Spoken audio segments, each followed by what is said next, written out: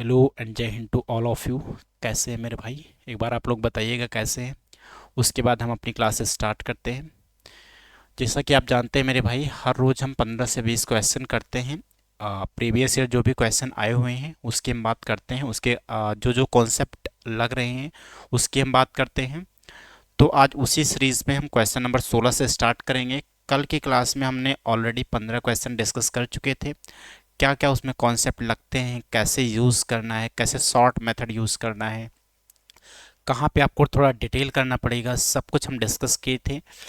तो मेरे भाई आज जो क्वेश्चन नंबर 16 से होगा वही सेम हम रूल फॉलो करेंगे। किस किस में शॉर्ट ट्रिक यूज़ करना है, किस में थोड़ा डिटेल जाना है, किस में आपको ऑप्शन निगलेक्ट करना है ना। तो उस हिसाब से हम बात करेंगे। तो टाइम ना वेस्ट करते हुए हम क्वेश्चन नंबर 16 से स्टार्ट करते हैं, ठीक है मेरे भाई।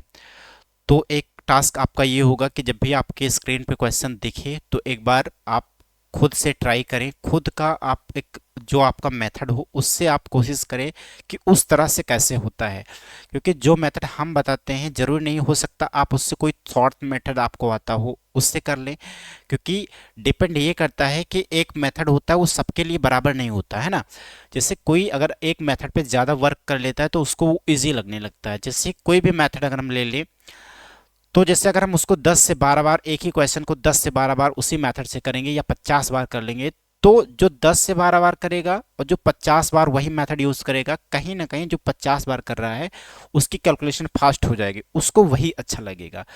तो मेरे कहने का मतलब ये है कि जो भी हम आपको यहाँ पे बताएंगे कॉन्सेप्ट कि कैसे करना है, वो आप उसको एक फॉलो करें, उसको 10 से 12 बार उस कॉन्सेप्ट को लगाएं, एग्जाम्पल ले लेके लगाएं, तो आपका क्लियर हो जाएगा है ना भाई। बाकी कोई डाउट हो तो आप ज़रूर बताएं। तो हम क्वेश्चन नंबर 16 से आज स्टार्ट करते हैं। क्वेश्चन नंबर 16 कह रहा है कि एक संख्या में 10% की वृद्धि की जाती है और बढ़ी हुई संख्या में 20% की कमी की जाती है। मूल संख्या में हुए परिवर्तन का शुद्ध प्रतिशत ज्ञात करें।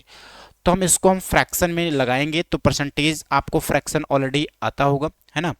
जिससे आपको पता है कि 10% इक्वल्स टू होता है 1/10 होता है। तो यहाँ पे पहले 10% की वृद्धि हुई, इसका मतलब 10 का अगर देखें तो 10 का 10% एक होता है।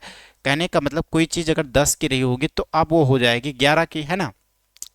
हम फॉर्मूले पे बात नहीं करेंगे, इसको फ्रैक्शन में करेंगे, कैसे आप शॉर्ट में करेंगे उस पर हम फोकस करेंगे। बाकी डिटेल क्लास में इसको हम डिस्कस कर लेंगे है ना। उसके बाद में बोला गया कि बढ़ी हुई संख्या में 20%, जो बढ़ी हुई संख्या थी इसी को 20% कम किया गया है। 20% का मतलब होता है 1/5। 1/5 इसको कम किया गया है, इसका मतलब 5 से 4 कर दिया गया है। अब ओवरऑल देखेंगे तो 10 5 50, मतलब 50 कोई संख्या 50 थी, अब 11 से 4 कितना हो जाएगा 44। कोई संख्या 50 से 44 हो गई, तो इसका मतलब कितने प्रतिशत की वृद्धि या कमी हुई, तो आप देखेंगे 50 से 44 हुआ है, इसका मतलब 6 यहाँ पे घटा है, कितने पे 50 पे। तो एक 50 2% होता है, तो आप कह सकते हैं डायरेक्ट यहाँ पे हो जाएगा आपका 12% क्या हुआ है, डिक्रीज हुआ है। जो कि ऑप्शन नंबर आप देख पा रहे हो, तो ऑप्शन नंबर यहाँ पे डिक्रीज हुआ है। इसमें देखिए पहला ऑप्शन जो दिया गया है वो 12% की कमी और तीसरा ऑप्शन 12% की वृद्धि, तो ये ऑप्शन नंबर ए होगा। इसमें 12% की कमी आई हुई, आप देख सकते हैं 12% की कमी है। ठीक है, तो इस तरह से आपको करना है, रेशियो में करना। रेशियो में करेंगे मेरे भाई तो आप इजी में रहेंगे, ज़्यादा कैलकुलेशन नहीं करनी पड़ेगी। बाकी अच्छा मेथड है, आप इसी का ही यूज़ करें, ठीक है मेरे भाई। चलो नेक्स्ट क्वेश्चन हम डिस्कस करते हैं। इसके बाद क्वेश्चन नंबर हमारा जो होगा वो 17 नंबर हम क्वेश्चन डिस्कस करेंगे। क्वेश्चन नंबर आपके सामने 17 है, एक बार आप कोशिश करें क्वेश्चन नंबर 17 करने की, ठीक है मेरे भाई।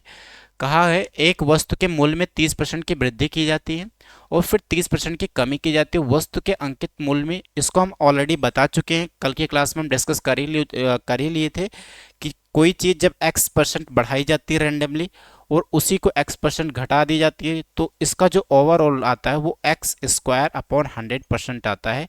ये ओवरऑल आता है, ये हमेशा डिक्रीमेंट रहेगा, मतलब डिक्रीज रहेगा। तो इसमें जैसे 30 का बोला है तो 30 का स्क्वायर 900 हो जाएगा, 900 को जब 100 से डिवाइड करेंगे तो 9% आएगा। इसका मतलब 9% की यहाँ पे ओवरऑल कमी हुई है। तो आप देख सकते हैं ऑप्शन नंबर अगर आप देखेंगे मेरे भाई तो 9% की कमी, सी ऑप्शन बिल्कुल सही होगा। तो इतना आपको करना है, ठीक है मेरे भाई। इसको अपने मन में ही सोच के करना है, इसमें कोई कैलकुलेशन की जरूरत नहीं है।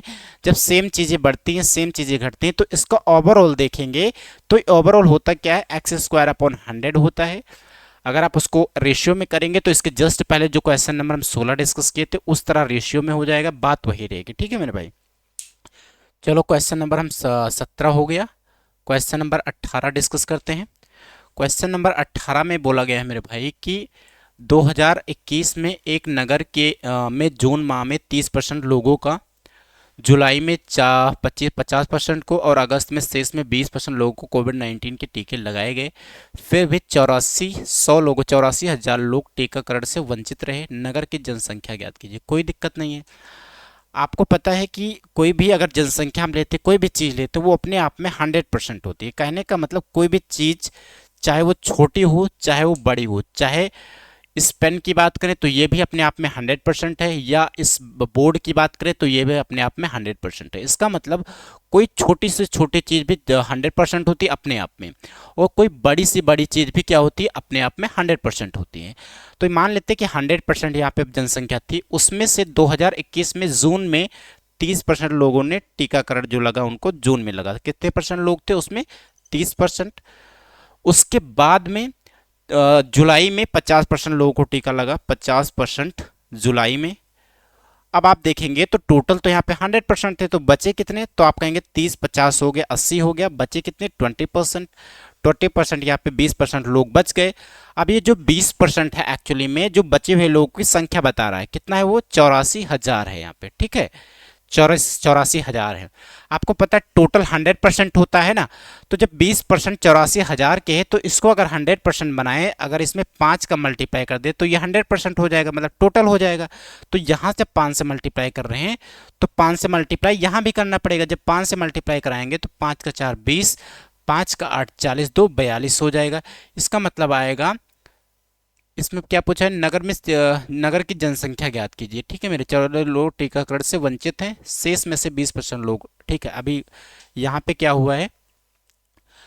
पहला बोला गया कि 1 जून में 30% लोगों का, जुलाई में शेष में से। देखो यहाँ पे ये क्वेश्चन ठीक है, कोई दिक्कत नहीं। जब ये फर्स्ट टाइप का क्वेश्चन है, अगर फर्स्ट टाइप का क्वेश्चन पूछेगा कि जैसे कि अब आपको बता देते हैं, जैसे 100% लोग होते हैं, जून में 30% लोगों को टीका लगा, जुलाई में 50% लोगों को टीका लगा, और फिर जो बच गए तो आप बचे कितने? 20%। यहाँ पे शेष नहीं बोला है। ठीक है, अगर शेष नहीं बोलेगा तो इसका आंसर इस तरह से निकल के आएगा। ठीक है, लेकिन यहाँ पे इस क्वेश्चन में शेष बोला है, तो शेष बोला है तो कहने का मतलब यहाँ पे चेंज होगा।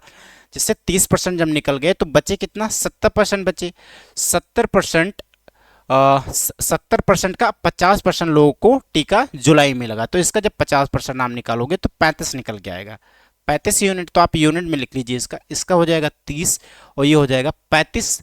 ठीक है, और अगस्त में, यहाँ पे अगस्त भी दिया है, अगस्त हम छोड़ देते हैं, यहाँ पे अगस्त दिया है। अगस्त में बोला गया है कि और शेष का जितना बच गया उसका 20%। तो यहाँ पे देखेंगे 70 में से जब 35 चला गया तो 35 बच गया था। ठीक है मेरे भाई, यहाँ पे 35 बचा। 35 का 20% जब आप निकालेंगे तो वो निकल के आएगा 7।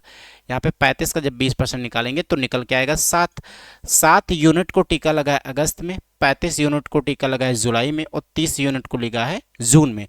तो आप यहाँ जोड़ेंगे तो 30 35 65 होता है। 65 में जब 7 जोड़ेंगे तो ये हो जाएगा आपका 72। 72 हो गया, जबकि था कितना? 100 यूनिट था। बचा कितना? तो आप कहेंगे सर 72, यहाँ पे 28 बच गया, 72 8 80। जबकि 28 दिया कितना था? ये दिया था आपका 84,000। कितने गुना है? 3 गुना है। तो जब ये 3 गुना है तो टोटल देखेंगे तो इसका भी 3 गुना हो जाएगा। 28 का 3 कितना होता है? ये 3 गुना नहीं, यहाँ पे हो जाएगा 28 का 3 84, मतलब ये 3000 गुना है। 3000 गुना जब 100 से मल्टीप्लाई कराएंगे तो ये आपका निकल के आएगा 3,00,000, जो कि ऑप्शन नंबर अगर आप देख पा रहे हो तो ऑप्शन नंबर सी बिल्कुल सही होगा। तो इस तरह से करना है। कहने का मतलब मेरे ये है कि जो पहले अभी जस्ट हम थोड़ी देर पहले बताया जिसमें शेष नहीं बोला गया था वो इजी होता है, वो पहला मतलब फर्स्ट टाइप का होता है। सेकंड टाइप का जब बनाता है वो उसमें शेष में से शेष बोल देता है। जैसे 30 निकला, जो बचा उसका शेष 50%। तो इसमें थोड़ा सा आपको ध्यान से करना होता है, नहीं तो अभी जस्ट जैसे हमने किया वैसे अगर आप करेंगे तो गलत हो जाएगा। एक टाइप वैसे भी बनता है, आप उसको भी जाने रखिए और ये भी आपको पता होना चाहिए। तो ऑप्शन नंबर सी इसका बिल्कुल सही हो जाएगा। क्वेश्चन नंबर अगर हम बात करें 19 हो गया हमारा। क्वेश्चन नंबर 18, हाँ 18 यहाँ पे देखेंगे, 18 नहीं हुआ है। ठीक है, 18 देख लेते हैं, 18 छूट गया था। 18 नंबर क्वेश्चन में देखेंगे तो कहा गया है इसमें कि एक साल पहले राम की आय 20,000 प्रतिमाह थी और व्यय 16,000 प्रतिमाह था। अब यदि उसकी आय में 10% की वृद्धि हुई और व्यय में 15% की वृद्धि हुई है तो प्रतिमाह उसकी बचत में शुद्ध परिवर्तन कितना होगा। देखो यहाँ पे 20,000 प्रतिमाह उसकी आय थी और व्यय कितना था, 16,000 था। अब उसकी आय में 10% की वृद्धि हुई तो यहाँ पे देखिए, आप समझिए एक बात को कि 20,000 उसकी आय थी, कितना, अब 20,000 दिया था, 20,000 उसकी प्रतिमाह आय है, जबकि उसके यहाँ पे 16,000 प्रतिमाह उसका खर्चा है। 16,000 उसकी आय में 10% की वृद्धि हुई, 10% का मतलब हो जाएगा, जब आप इसका 10% निकालेंगे 2,000 हो जाएगा। 2,000 की यहाँ पे उसकी आय में वृद्धि हुई है, ठीक है। उसके बाद में उसके व्यय में 15% की वृद्धि हुई। व्यय कितना करता था, 16,000 प्रतिमाह वो व्यय करता था, इसमें 15% की वृद्धि हुई। तो 15 का जब आप निकालेंगे, 16,000 का 15% निकालेंगे तो 15 का 15 225, 230, 240, इसका मतलब हो जाएगा 2,400 रुपये हो जाएगा। यहाँ पे इसमें हुआ है 2,400 रुपये की यहाँ पे वृद्धि हुई। 15% ऐसे ही तो निकलेगा, 15 डिवाइड बाई 100 हो जाएगा। जब 15% इसका निकालेंगे 16,000 का तो ये 2 जीरो से 0 कट जाएगा, 15 का 6 90 हो जाएगा, 0 हो जाएगा। 15 एक 15 होता है, 15 का 6 90, 15 का 1 15 हो जाएगा, 15 में 24 जोड़ेंगे, ये आएगा आपका निकल के 2,400। और यहाँ पे 20,000 का 10% बढ़ा था, ठीक है। तो इसकी आय में वृद्धि हुई थी 2,000 की, जबकि इसके व्यय में वृद्धि हुई है 2,400 की।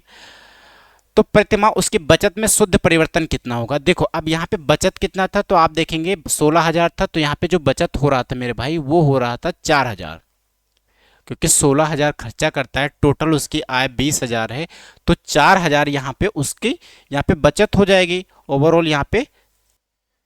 तो यहाँ पे देखेंगे तो देखो इसकी आय वृद्धि हुई थी 2,000 की, जबकि इसका खर्चा 2,400 बढ़ गया है।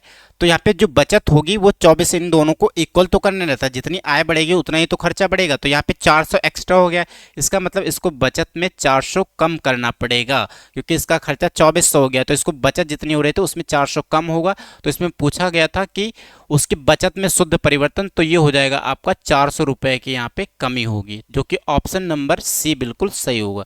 तो इतना सा आपको लिखना है। ये माइंड में आप रेशियो से भी कर सकते थे, इसका अगर रेशियो निकालते तो 3 जीरो इसको कट जाता, 3 इसका कट जाता, ये 5:4 आता। 5:4 का मतलब आप 10% निकालते तो 0.5 आ जाता। तो आप ऐसे भी कर सकते हैं, थोड़ा कैलकुलेशन यहाँ पे कम हो गया, ठीक है मेरे भाई। चलो नेक्स्ट क्वेश्चन डिस्कस करते हैं। क्वेश्चन नंबर अब हमारा होगा 19 ऑलरेडी हम कर चुके हैं पहले ही। क्वेश्चन नंबर अब आपके सामने है 20, इसको आप एक बार करें, बहुत ही सिंपल क्वेश्चन है मेरे भाई, कुछ इसमें ज़्यादा कुछ करना नहीं है, आप एक बार देखें कैसे होगा।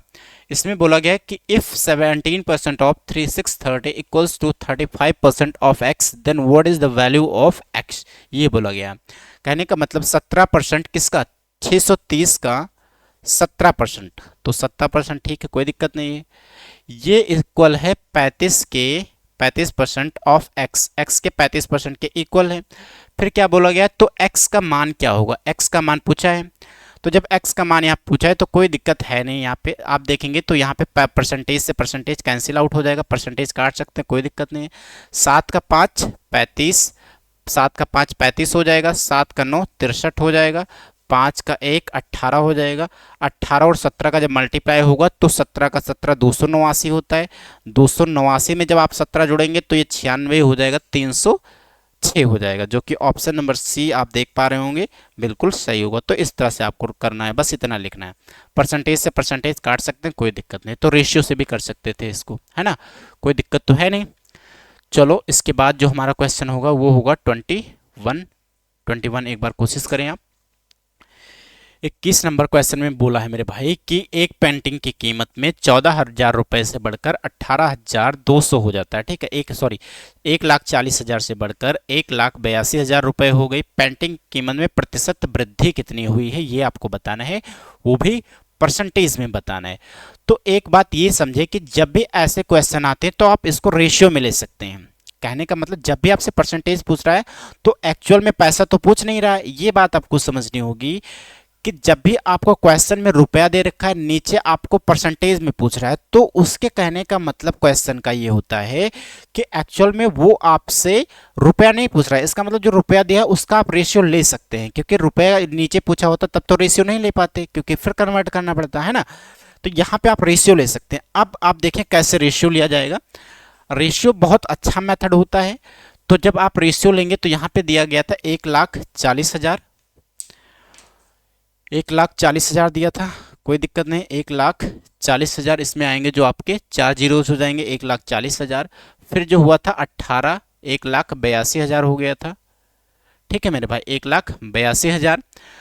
अब आप यहाँ पे देखेंगे तो इसका रेशियो ले सकते हैं, क्योंकि परसेंटेज में पूछा है तो यहाँ पे 3 जीरो यहाँ पे कट जाएंगे, कोई दिक्कत नहीं। यहाँ पे आप देखेंगे तो 7 से कटेगा, बिल्कुल कट जाएगा। 7 का 2 14 होता है, 7 का 6 42 होता है, कट जाएगा। 7 का ये 20 चला जाएगा, ये चला जाएगा 10 और ये चला जाएगा 13। अब आप देखेंगे यहाँ पे आपका रेशियो निकल के आ गया। 10 से कोई चीज़ 13 होती है, तो जब कोई चीज़ 10 से 13 होती है तो बढ़ी कितना है, तो आप कहेंगे सर 3 बढ़ा है। कितने पे, 10 पे बढ़ा है। तो जब आप 100 से निकालेंगे तो 100% इक्वल्स टू हो जाएगा 30% निकल के आएगा। इसका मतलब ओवरऑल जो चेंजेस इसमें आया है, पेंटिंग के कीमत में जो वृद्धि हुई है वो हुई है 30% की। तो इस तरह से करना है आपको। इसका मतलब नहीं था, इसके रेशियो का मतलब था। ऐसा नहीं कि आप यहाँ पे पैसे में निकालने लग गए तो पैसे में कैलकुलेशन बढ़ेगी। रेशियो से देखेंगे तो इजिली हो जाएगा। यहाँ पे आप रेशियो से करें तुरंत हो जाएगा, क्योंकि रेशियो यहाँ परसेंटेज का काम था। तो मेरे कहने का मतलब ये था कि आप रेशियो पे फोकस करें, ना कि प्राइस पे। चलो नेक्स्ट क्वेश्चन करते हैं। क्वेश्चन नंबर अब आपके सामने दिख रहा है, वो क्वेश्चन नंबर है 22। एक बार आप कोशिश करें क्वेश्चन नंबर 22 करने की। क्वेश्चन नंबर 22 में बोला गया है कि यदि चाय के मूल्य में 20% की वृद्धि की जाती है तो चाय की खपत में कितने प्रतिशत की कमी की जाए कि यहाँ पे उसका खर्चा सेम रहे।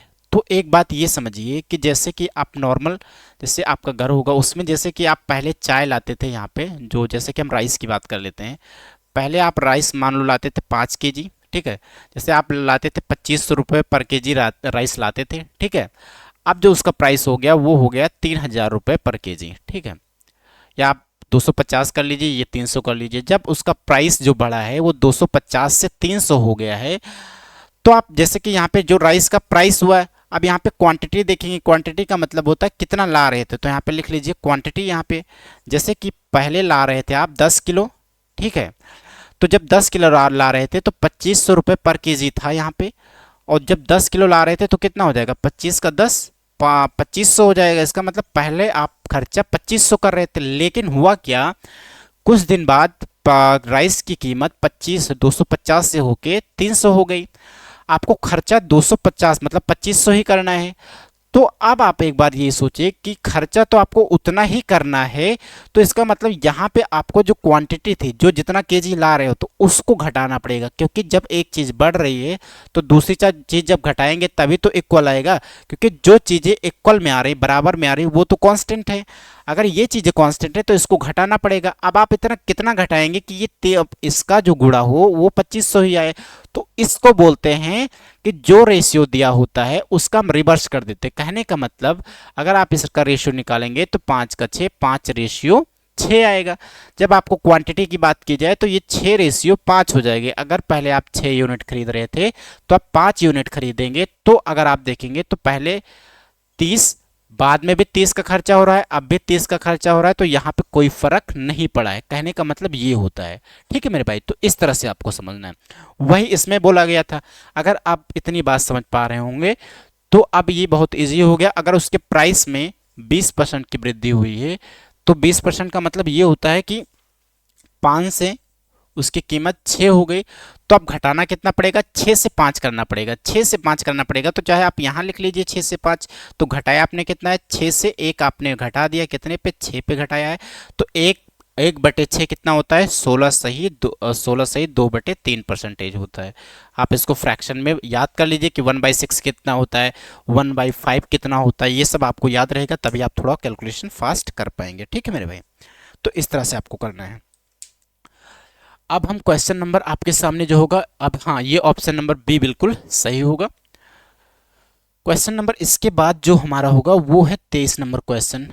यहाँ पे अगर देखें तो 23 नंबर, इसमें बोला गया है मेरे भाई कि एक मकान का वर्तमान मूल्य 46 दिया है, 46,4 के उसके बाद में 3 जीरो दिया है। यदि इसके मूल्य में 5% प्रतिवर्ष की दर से अवमूल्यन होता है, मतलब ह्रास होता है, मतलब डिक्रीज करता है, तो 3 वर्ष बाद मकान का मूल्य क्या होगा। तो आप जैसे लिखा है वैसे आप लिख लीजिए, 46,000 यहाँ पे 400 होना चाहिए, ठीक है। ऑप्शन में तो कुछ दिया है, ठीक है, जितना भी दिया लिख ले रहे हैं। तो 46, उसके बाद में दिया है 40, उसके बाद में 3 जीरोस दिए हैं, ये इतना था पहले। अब ये बात आप समझिए कि 5% हर साल घट रहा है, तो 5% का मतलब अभी हमने बताया 1/20 होता है, 20 से 19 हो रहा है, ये तो हो रहा है 20 से 19, ये 3 साल तक चलेगा, 20 से 19 3 साल तक चलेगा। तो कहने का मतलब आप यहाँ पे डायरेक्ट लिख सकते हैं कि जो 46 के बाद 000 था, ये 20 से 19 हो रहा है, मतलब 19/20 आप यहाँ डायरेक्ट लिख लीजिए, 19/20 यहाँ पे आप डायरेक्ट लिख लीजिए, कोई दिक्कत नहीं। ये 1 साल का है, ये 2 साल का है और ये तीसरे साल का, टोटल ओवरऑल ये 3 साल का लिखा हुआ है। अब आप कैंसिल आउट करेंगे तो 1 0 2 0 3 0 से 3 0 कैंसिल आउट हो जाएगा, कोई दिक्कत नहीं है। 2 का 2 4 हो जाएगा, 4 का 2 8 हो जाएगा। 8 से अगर आप कैंसिल करेंगे तो 8 8 का 5 40 होता है, 6 बचेगा, 64 हो जाएगा, 8 का 8 64 और ये 0, ये पूरा कैंसिल आउट हो गया, कोई दिक्कत नहीं है, ठीक है। अब आपको 19 मल्टीप्लाई 19 इंटू 580 ये आपको मल्टीप्लाई कराना है। तो आप देखेंगे 9 का 9 81 होता है, 81 का 9 9 मतलब 9 हो जाएगा, ठीक है। 81 का 9 लास्ट में 9 डिजिट आएगी, इसके डिजिट लास्ट जो डिजिट होगी वो 9 होगी। जब 9 लास्ट के डिजिट है, यहाँ पे 8 दिख रहा है, तो 9 8 72 लास्ट का डिजिट जो भी होगा वो 2 आएगा। इसके बाद जीरोस तो आएंगे ही आएंगे क्योंकि इसमें दिख रहा है। 2 के बाद जीरोस 1 0 जाएगा क्योंकि यहाँ पे दिख रहा है 1 ही 0 होगा। अब आप यहाँ पे देखिए मेरे भाई, ऑप्शन नंबर ए। अब देखो इतना कैलकुलेशन जो दिमागदार बच्चा होगा वो यहीं से पकड़ेगा। अब जिसका थोड़ा सा माइंड, आप जैसे कि आप अच्छे से अगर आप प्रिपेयर नहीं किए हैं तो आप 19 का 19 19 3 बार मल्टीप्लाई कराएंगे, फिर 580 से मल्टीप्लाई कराएंगे, फिर जाके आंसर लिखेंगे। जो कि अगर कोई भी नॉर्मल बच्चा है, अगर चाहे जितना कैलकुलेटिव वो बच्चा है, इसमें कम से कम 30 सेकंड वो लेगा। अगर बहुत जिसकी स्पीड बहुत ज़्यादा है, जिसको क्यूब स्क्वायर आते हैं, वो 30 सेकंड लेगा। जिसको कुछ नहीं आता वो कम से कम 50 सेकंड लेगा इसको करने में, बस इसको कैलकुलेशन करने में, इसके बाद ये कैलकुलेशन करने में। जो थोड़ा सा शार्प माइंड होता है, जैसे कि जिसने प्रैक्टिस कर रखी है, जो मेथड फॉलो कर रहा है टीचर्स का, वो ये देखेगा कि यहाँ पे 9 आ रहा है, डिजिट 9 आ रहा है, 9 का 8 72 लास्ट में 2 डिजिट आएगा, इसके बाद 1 0 जाएंगे, 1 0 जाएंगे, जो कि ऑप्शन नंबर ए में दिख रहा है, यही सही होगा। दो ऑप्शन नंबर सी में भी आ रहा था, लेकिन उसके बाद 2 जीरोस थे, तो वो हो ही नहीं सकते क्योंकि एक ही 0 यहाँ पे बन पा रहा है, इजिली हो गया। यहाँ आप इसको देखेंगे तो ज़्यादा से ज़्यादा 20 सेकंड में कर लेंगे, जो कि बहुत ही कैलकुलेटिव था। आप इसको देख पा रहे हैं, इतना कैलकुलेशन इसमें हो जाएगा कि आप बहुत टाइम लगाएंगे, 1 मिनट से ज़्यादा लगेगा। लेकिन अगर आप थोड़ा सा दिमाग इसमें यूज़ कर रहे हैं मेरे भाई, तो आप इजिली कर पाएंगे। चलो क्वेश्चन नंबर 23 बहुत इजिली हो गया, कोई दिक्कत नहीं है। क्वेश्चन नंबर अगर हम 24 की बात करते हैं, एक बार इस क्वेश्चन को देखें, इसमें थोड़ा सा आपको थोड़ा लॉजिकल सोचना होगा। क्वेश्चन नंबर 24, इसमें बोला गया है कि चेन्नई में एक आईपीएल मैच के टिकट 2500 का था, कोई भी टिकट 2500 का था। जब टिकट की कीमत कम की गई तो टिकटों की बिक्री में, टिकट की संख्या में 50% की वृद्धि हुई। जैसे अगर उसकी कीमत कम करेंगे तो लोग ज़्यादा खरीदेंगे, कहने का मतलब ये है। तो 50% की वृद्धि हुई, लेकिन राजस्व में जो ओवरऑल था उसमें 15% की कमी देखी गई। तो टिकट की घटी हुई कीमत में उसका कीमत क्या घटी थी, जैसे 2500 थी तो उसको कितना घटाया गया कि उसके राजस्व में 15% का मतलब डिक्रीज आ गया, जबकि उसके टिकट में 50% की वृद्धि हुई। तो ये एक्स मान के भी आप कर सकते हैं, लेकिन एक्स मान के बहुत टाइम लगने वाला है। जो आपको हम शॉर्ट मेथड बता रहे हैं उस तरह से आपको करना है। आप ये समझे कि 50% का मतलब 1/2 होता है, बढ़ा है ना। तो 50% का मतलब हो जाएगा कि पहले टिकट, यहाँ पे आप लिख देते हैं, यहाँ पे टिकट की संख्या, ठीक है, यहाँ पे टिकट की संख्या पहले 2 थी, 2 से बढ़कर 3 हो गई, जबकि उसका प्राइस कितना था, 2500 से कुछ कम हुआ होगा, है ना, क्योंकि उसकी प्राइस घटी। तो मान लेते हैं कि x से ये y हुई होगी, हमें नहीं पता, x तो पता है लेकिन y नहीं पता, तो हम रेशियो में लिख लेते हैं x से y हुई होगी। इसका जो ओवरऑल आया ये हम मान लेते हैं ये है आपका मूल्य, ठीक है, प्राइस है ये ओवरऑल। लेकिन यहाँ पे जो ओवरऑल आया है यहाँ पे मेरे भाई, वो निकल के आया है 15% इसके राजस्व में कमी देखी गई। 15% का मतलब 3/20 होता है, तो 20 से कितना हो गया 17। अब आपको ये पूरा नहीं लिखना है कि 20% लिख रहे हैं, आपको डायरेक्ट हम लिखना, अब बताएंगे कि डायरेक्ट आपको कैसे लिखना। आई होप आप लोग इतना तो आप कंफर्टेबल हो गए होंगे कि आप डायरेक्ट लिखना सीख जाएं। तो जब आप इसका रेशियो निकालेंगे मेरे भाई, तो वैसे रेशियो निकालते हैं जैसे x मान के, तब भी यही आएगा। लेकिन यहाँ पे डायरेक्ट जब कोई पूछे आपसे कि x रेशियो y क्या होगा, तो x रेशियो यहाँ पे जब y निकालेंगे तो यहाँ पे देखेंगे 17 का 2 34 हो जाएगा, ठीक है, 17 का 2 34 हो जाएगा। और यहाँ पे 17 का 2 34 होगा, 20 का 3 60 हो जाएगा। कहने का मतलब यहाँ पे हो जाएगा मेरे भाई कि कोई चीज पहले 60 थी, अब हो गई 34, है ना। पहले कोई चीज 60 थी, अब उसका जो प्राइस हुआ वो हो गया 34। तो प्राइस पहले कितना दिया हुआ था, तो आप कहेंगे सर प्राइस पहले जो दिया था वो 2500 दिया था। जब 60 को 2500 को आप 60 से डिवाइड करेंगे तो कुछ निकल के आएगा, लेकिन आपको चाहिए कितना, 34 का चाहिए। अब रिसेंट जो प्राइस है उसका चाहिए, तो 34 से मल्टीप्लाई हो जाएगा, काटेंगे तो ये कट जाएगा, 6 का 4 24 हो जाएगा, 14.6 समथिंग आएगा, है ना, यही कुछ आएगा। अब आप देखें 40 मान लेते हैं इसको, 40 का जब 3 से मल्टीप्लाई होगा तो 1200 हो जाएगा, 40 का जब 4 से होगा तो 160 हो जाएगा। ये 1400 से ज़्यादा आएगा, 1400 से ज़्यादा इस पे ऑप्शन दिख रहा है पहला। 1400 से ज़्यादा थोड़ा ही आएगा, बहुत ज़्यादा नहीं आएगा, क्योंकि पॉइंट में 6 कितना जनरेट कर पाएगा, ज़्यादा जनरेट नहीं करेगा। तो कहने का मतलब ये 1400 से ज़्यादा आएगा, लेकिन 2000 से कम ही आएगा। तो इसमें 2000 से ज़्यादा ए ऑप्शन नहीं होगा, ए ऑप्शन कर ही नहीं सकते, बी ऑप्शन भी नहीं होगा, सी ऑप्शन, क्योंकि 1400 से थोड़ा ही ज़्यादा होगा, इसका मतलब यहाँ पे सी ऑप्शन बिल्कुल सही होगा, 1416.67 जो कि बिल्कुल सही है। अगर आप यहाँ सेटिस्फाई नहीं हो रहे हैं तो आप इसको 60 से डिवाइड कर लीजिए और 34 से मल्टीप्लाई कर लीजिए, यही निकल के आएगा। इसलिए क्योंकि हमें पता है कि जब 0.6 है तो ये ज़्यादा गैप नहीं करेगा, मतलब यहाँ पे 17 का 16-17 का गैप आएगा 1400 से, तो इसीलिए हम इसको कर लेते हैं। पूरा कैलकुलेशन हमें नहीं करना होता है, पूरा कैलकुलेशन करने लगे तो पेपर निकल जाएगा, इतना टाइम नहीं दिया जाता है। जो एग्जामिनर है मेरे भाई वो यही सोचता है कि आप कितना गेस करते हैं। गेस करने का मतलब ऐसा भी नहीं कि आप तुक्का मार रहे हैं पूरा। अब जैसे कि 1416.67 दिया है और दिया होता 1418.67 दिया होता, तो यहाँ पे ये मेथड यूज नहीं कर सकते थे क्योंकि बहुत क्लोज है। लेकिन यहाँ पे 1416 दे के 1450 दे दिया है, तो यहाँ पे आप क्लियर कर सकते हैं। बाकी 2100-2200 दिया है उसमें तो कोई मतलब ही नहीं, वो तो करने का कोई लॉजिक ही नहीं है कि उस पर हम ध्यान दें, ठीक है। तो इस तरह से करना है, जो कि ऑप्शन नंबर सी बिल्कुल सही होगा। तो आप समझ पा रहे होंगे कि किस तरह आपको अप्रोच करना है। एक तो पहला आपकी एक्यूरेसी, मतलब आपको आना चाहिए, करना आना चाहिए कि क्वेश्चन कैसे होगा। उसके बाद में कहीं ना कहीं एक फैक्टर होता है कि आप कितना जल्दी कर पा रहे हैं। जैसे अगर आपको सब कुछ आता है लेकिन आप बहुत टाइम ले रहे हैं तो इसका मतलब आने का कोई फ़ायदा वहाँ पे होता ही नहीं है। जिससे अगर आपको पूरे क्वेश्चन आते हैं, आपको दे दिया जाता है 20 क्वेश्चन करने हैं, आपको 20 मिनट दिया गया, मान लो 15 मिनट दिया गया, अगर आप 20 क्वेश्चन जानते हैं, अगर आपकी स्पीड नहीं है तो उस 15 मिनट में आप ज़्यादा से ज़्यादा 10 से 12 क्वेश्चन कर पाएंगे। एग्जामिनर तो यही समझेगा कि आपको 10 से 12 ही आते थे। आपको दोनों फैक्टर पे काम करना है क्योंकि 10 से 12 ही मार्क्स मिलेंगे आपको। लेकिन जो बच्चा जानता भी है, उसकी प्रैक्टिस भी है, वो 20 में 20 करेगा। तो कहने का मतलब कहीं ना कहीं नॉलेज भी होनी चाहिए, उसके बाद आपकी प्रैक्टिस भी होनी चाहिए। प्रैक्टिस करेंगे तो आपकी स्पीड बढ़ेगी और थोड़ा सा आपको लॉजिकल सोचना भी होगा। ये नहीं कि कैलकुलेशन देके फिर लग गए कैलकुलेशन करना, ऐसा नहीं होता है।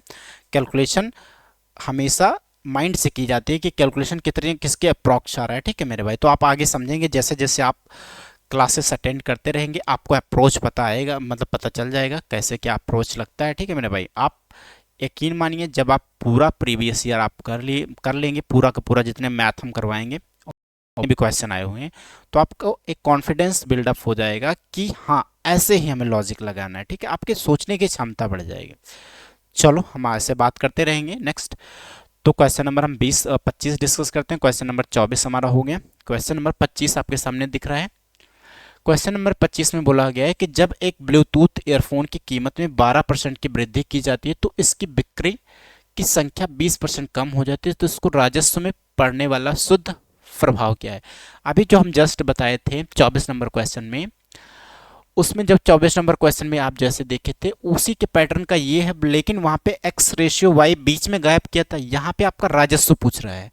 जैसे यहाँ पे ईयरफोन की कीमत में 12% की वृद्धि हुई, तो 12% का मतलब होता है 3/20 होता है, 3/25 होता है। तो 25 से 28 हो गया क्योंकि वृद्धि हुई, 4 का 3 12, 4 का ठीक है। जब बिक्री और उसके बाद जो उसकी जो संख्या थी उसमें 20% की कमी हो गई, 20% कम 1/5 होता है, तो 5 से 4 हो गया। तो ओवरऑल जब राजस्व देखेंगे तो इनका मल्टीप्लाई हो जाएगा, 25 का 5 125, और फिर 28 का 4 कितना होता है, 28 का 2 56, 56 का 2 112। कोई चीज 125 से 112 हो गई तो कितने प्रतिशत घटी है, तो यहाँ पे दो बढ़ने का कोई चांस है ही नहीं। तो ऐसे जब भी क्वेश्चन आते हैं तो दो वृद्धि का देगा, इंक्रीज का, और दो डिक्रीज का देगा, ठीक है मेरे भाई। तो दो ऑप्शन पे ध्यान नहीं देना है, बी और सी ऑप्शन पे बिल्कुल आपको ध्यान देना ही नहीं है। बाकी अगर आप देखें तो बी सी पे हमें तो ध्यान देना नहीं, अब देखना है कि डी होगा या ए होगा। अब आप यहाँ पे 125 से 12 जब कम करेंगे तो 13 कम होगा, कितने पे, 125 पे कम होगा। तो 100 पे जब आप देखेंगे तो 25 का 4 25 का 5 125, 13 का 4 52 होता है, 52 को जब 5 से डिवाइड करेंगे तो 10 के आसपास आएगा, जो कि ऑप्शन नंबर यहाँ पे डी बिल्कुल सही होगा। 10.4% की यहाँ पे डिक्रीमेंट होगी, मतलब यहाँ पे कमी होगी। तो इस तरह से आपको करना है, ये बिल्कुल सही होगा, ऑप्शन नंबर डी बिल्कुल सही है। चलो नेक्स्ट क्वेश्चन करते हैं। क्वेश्चन नंबर इसके बाद है आपका 16। क्वेश्चन नंबर 16 क्या कह रहा है, एक बार देखें मेरे भाई। 16 बोल रहा है कि सर्दियों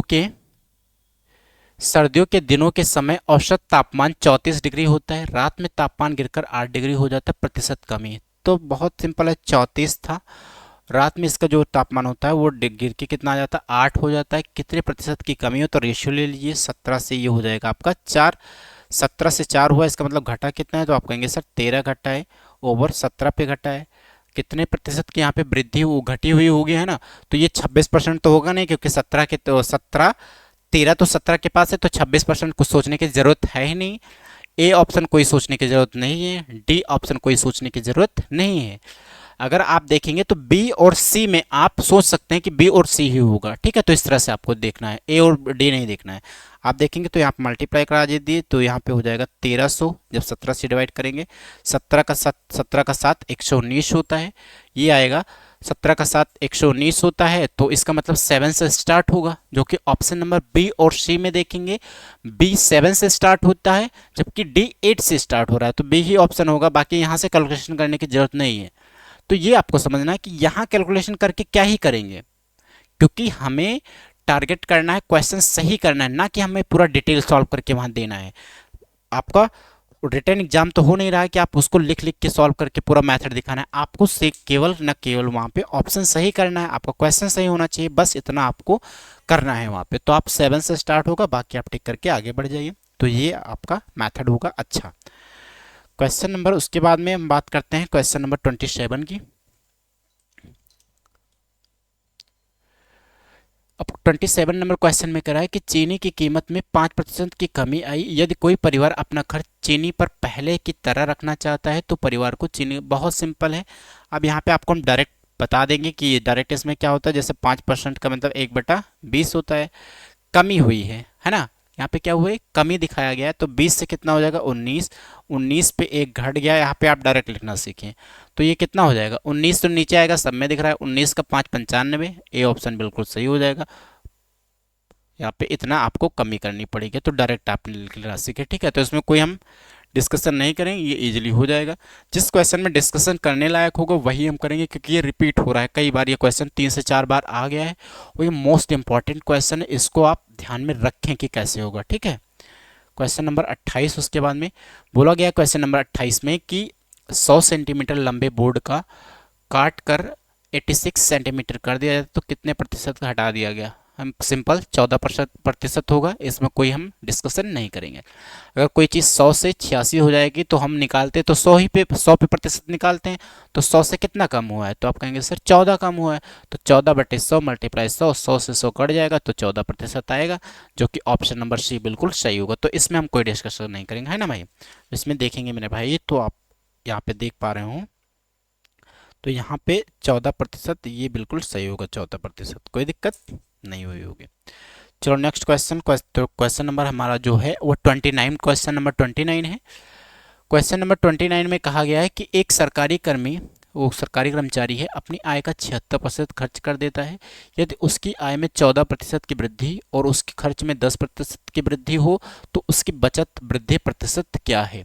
कहने का मतलब ये समझिए कि किसी की सैलरी मान लेते हैं कि 100% तो उसकी सैलरी है, ठीक है, 100% सैलरी है, तो यहाँ पे आप लिखिए कि 100% की सैलरी है, ये उसकी मान लेते हैं कि इनकम है, और ये एक्सपेंडिचर है। एक्सपेंडिचर का मतलब वो कितना खर्च करता है, ठीक है, ये एक्सपेंडिचर हो गया।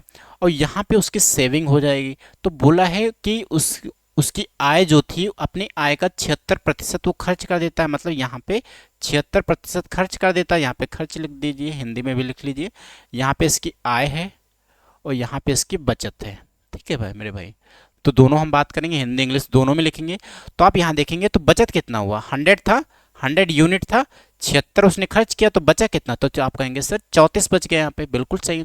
अब यहाँ पे देखें, ये आप मेथड शायद ही कहीं देखे होंगे, ये इजी वे में हो जाएगा, आपको फ्रैक्शन लगाने की जरूरत नहीं पड़ेगी, कि जैसे एक्स वाई मानने की यहाँ पे जरूरत नहीं है।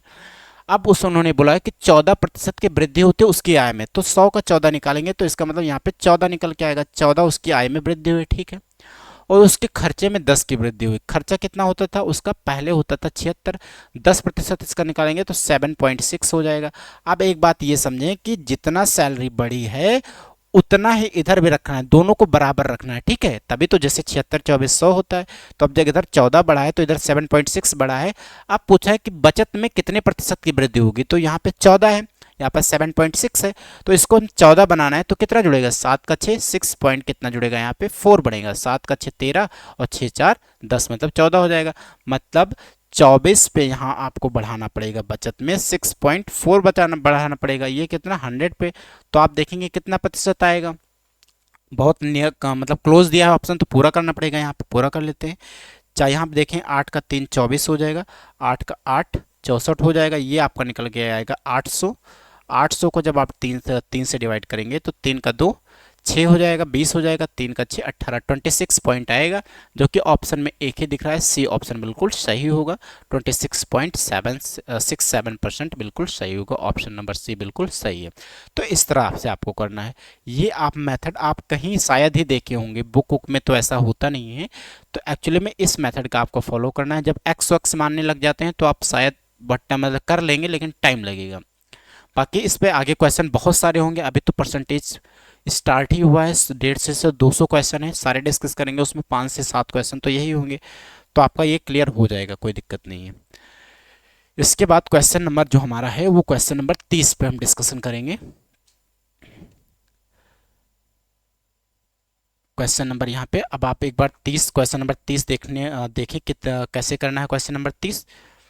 क्वेश्चन नंबर 30 में बोला गया कि एक व्यक्ति सख्त आहार का पालन करता है और एक महीने में अपना भार 80 केजी से कम करके 72 केजी कर लेता है। व्यक्ति के वजन घटाने का प्रतिशत क्या है। तो इसमें मेरे भाई कुछ करने की जरूरत नहीं है। अब यहाँ पे डायरेक्ट देख लो आप, डायरेक्ट अब हमें करना सीखना है। 80 से कितना हो गया, 72 हो गया, मतलब 80 से 72 मतलब 8 से काटेंगे, जैसे यहाँ पे 80 था, अब हो गया 72, रेशियो ले लीजिए, 8 का 10 80 होता है, 8 का 9 72। कोई चीज़ 10 से 9 होती है मतलब 10% उसके डिक्रीज हुआ है, 10% आएगा, जो कि ऑप्शन नंबर बी होगा। तो हम इसका डिटेल सॉल्व यहाँ पे डिटेल सॉल्व नहीं करेंगे, समझ में आ रहा होगा। 80 केजी से 72 हुआ, जबकि अभी जस्ट हमने अभी थोड़ी देर पहले बताया कि जो प्रतिशत जब नीचे पूछता है तो रेशियो ले लिया जाता है, कोई दिक्कत नहीं। जब लेकिन अगर वैल्यू पूछ देता, जैसे नीचे ऑप्शन में केजी में दे देता, तो आप रेशियो नहीं ले पाते। लेकिन जब आपको ऊपर केजी में दिया है, नीचे प्रतिशत पूछा है, तो आप रेशियो ले लीजिए, कोई फर्क नहीं पड़ता है। तो ऑप्शन नंबर बी बिल्कुल सही होगा। 30 क्वेश्चन यहाँ पे हो गए, तो ऑलरेडी हम लोग 30 क्वेश्चन यहाँ कवर कर चुके हैं मेरे भाई। तो बाकी जो भी क्वेश्चन बचे हुए हैं वो नेक्स्ट क्लास में हम डिस्कस करेंगे। आज हमारी दूसरी क्लास थी, तो आप आई होप समझ पाए होंगे अच्छे से। शायद ही ये आप कहीं ऐसे मेथड आप शायद ही देखे होंगे। तो एक बात ये ध्यान रखिए मेरे भाई कि इस मेथड आप थोड़ा सा इस पर ज़्यादा फोकस करें। ऐसे ही आपको अगर पेपर निकालना है तो इसी मेथड का यूज़ आपको करना पड़ेगा, अदरवाइज शायद ही आप पेपर निकाल पाए। ठीक है मेरे भाई, तो ठीक है, आप प्रैक्टिस करते रहें। बाकी कोई भी डाउट हो तो आप कमेंट बॉक्स में एक बार पिन कर दीजिए, नेक्स्ट डे हम जरूर डिस्कस करेंगे। बाकी कुछ बच्चों का कमेंट था कि क्वेश्चन प्रीवियस शेयर करें प्लस में मॉक करें, तो बिल्कुल मेरे भाई ज़रूर आपको मॉक ज़रूर देना है। विदाउट मॉक के तो कुछ होने वाला है ही नहीं, तो मॉक पे तो ज़रूर ही ज़रूर देना। अगर आप रोज़ मॉक नहीं दे पा रहे हैं तो 2 दिन में 1 दिन दीजिए, मतलब जैसे कि एक हफ्ते में 7 दिन होते हैं, तो आप मॉक 3 से 4 दिन दीजिए। जब पेपर नज़दीक आ जाएगा तो आप 4 से 5 कर दीजिएगा, है ना। तो मॉक से ये समझ में आता है कि आप क्या क्या आपका मतलब क्या क्या वीक है, कितनी आपकी स्पीड है। मॉक से आपकी स्पीड बनती है। बाकी जो भी क्वेश्चन डाउट होंगे तो आप ज़रूर हम डिस्कस करेंगे, ठीक है मेरे भाई। बाकी आप पढ़ते रहें, ठीक है। तो आप हमारी यहीं क्लास ख़त्म होती है। Okay and Jai Hind to all of you.